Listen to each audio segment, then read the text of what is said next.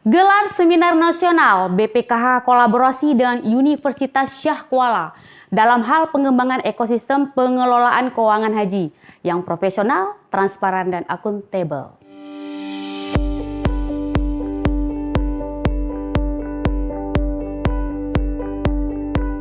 Badan Pengelola Keuangan Haji BPKH yang berkolaborasi dengan Universitas Syah Kuala USK Banda Aceh menggelar seminar nasional dengan tema revitalisasi peran BPKH menuju pengelolaan haji yang profesional, transparan, dan akuntabel.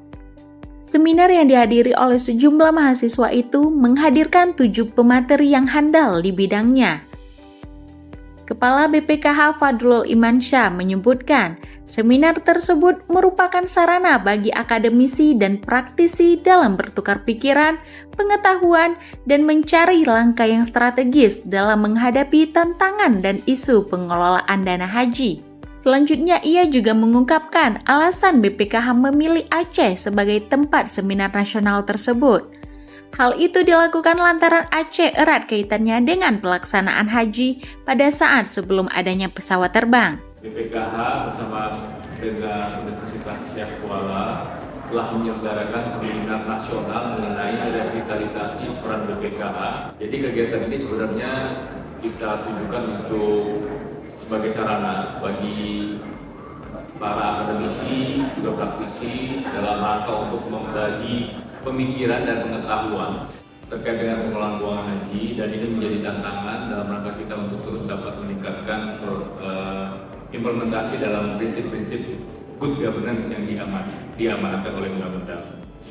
Kenapa kami memilih Provinsi Aceh? Karena Aceh ini seperti kita ketahui dahulunya adalah merupakan tempat untuk keberangkatan jemaah haji menggunakan kapal laut di zaman sebelum ada pesawat. Sementara itu, Wakil Menteri Agama Republik Indonesia Saiful Rahmat Dasuki yang juga turut berhadir pada seminar nasional tersebut berharap agar revisi Undang-Undang Nomor 3 Tahun 2014 tentang pengelolaan keuangan haji dan Undang-Undang Nomor 8 Tahun 2019 tentang penyelenggaraan ibadah haji dan umroh dapat segera disahkan melalui rapat paripurna DPR tahun depan.